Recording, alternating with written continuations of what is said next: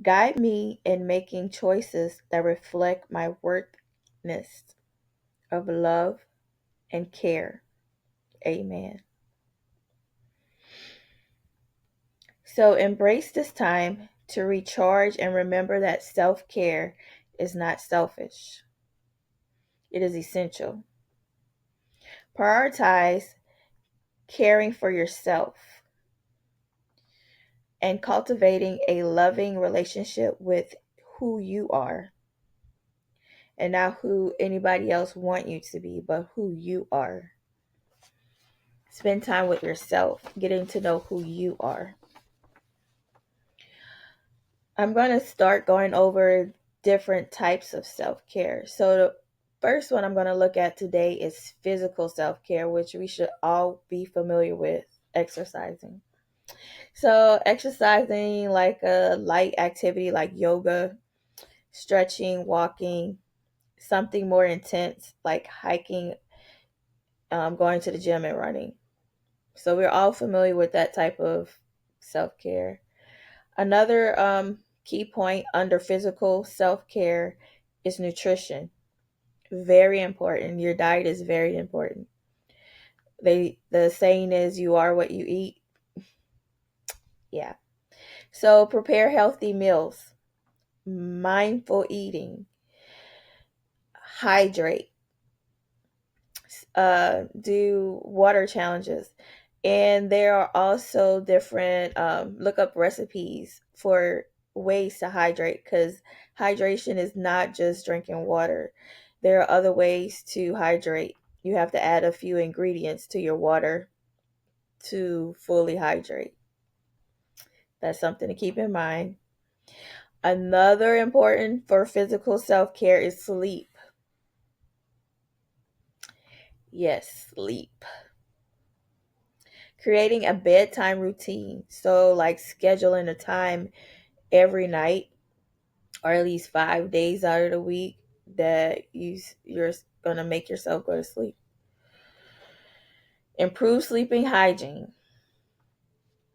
Um, if you wake up, don't go straight to your cell phone. Lay, meditate, pray, but do not go straight to your cell phone or television or computer, internet. Make sure you get your sleep, your rest, because your body needs it to heal. Um, Another part of physical self care is pampering.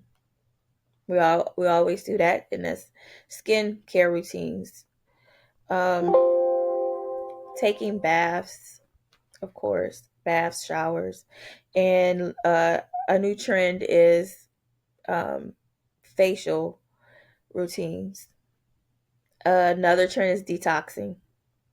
We all are full of stuff, and we need to detox at least once to 2 to 3 times a month.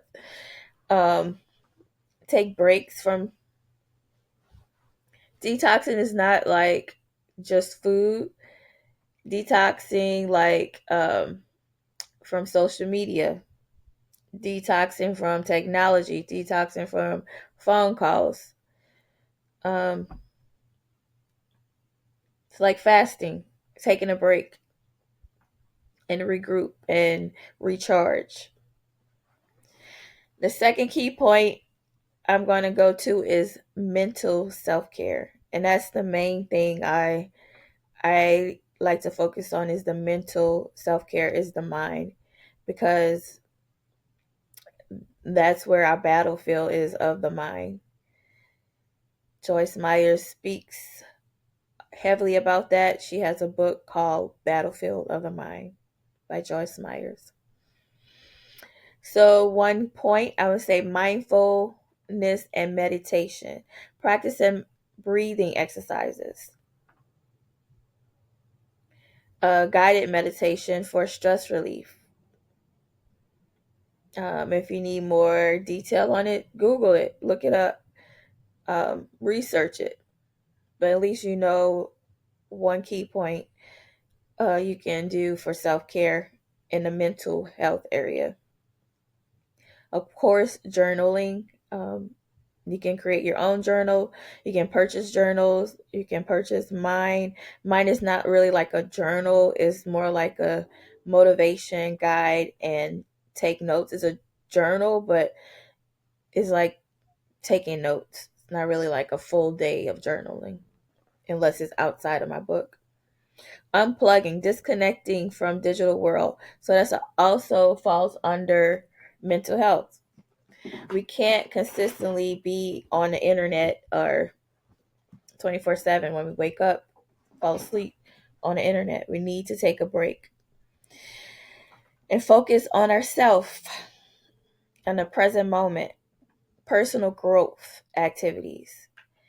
And another good thing is counseling, therapy. Some people don't agree with counseling and therapy, but it is a good thing. We all need it. We don't have to be mentally challenged or going through anything. Sometimes we need to talk to someone who we don't know, who won't judge us, who will listen to us and give us advice. Um, Lastly, I would say reading a book, exploring self help or inspirational books, boost your mental well being. So, reading helps. That's another good form of self care. Believe it or not, reading exercises your mind.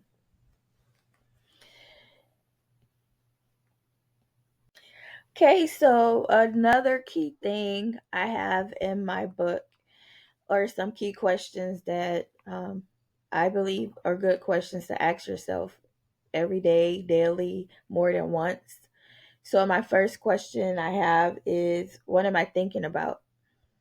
So, it's good to stop and just focus on what are you thinking about. Write it down. And then another one I have is how I feel. Like, how do you feel in that moment? How do you feel throughout the day? Um, Another question is, what am I worried about? Because I believe every day, throughout the day, somebody is worrying about something. You can't say you don't worry about anything. It's something you're worried about. And then the last question, if anything, if you're worried about something, check to see if it's a big problem or a small problem. Like, are you making it a big problem, or is it a small problem that can be fixed? Or, I mean, can you fix any of it? Like, is it worth worrying about? So those are key things I have as questions you should be asking yourself to help combat that overthinking, because some people have an issue with overthinking. Okay. Um so for today, once take action. Um Set aside at least 10 minutes for today for an activity today that brings you joy.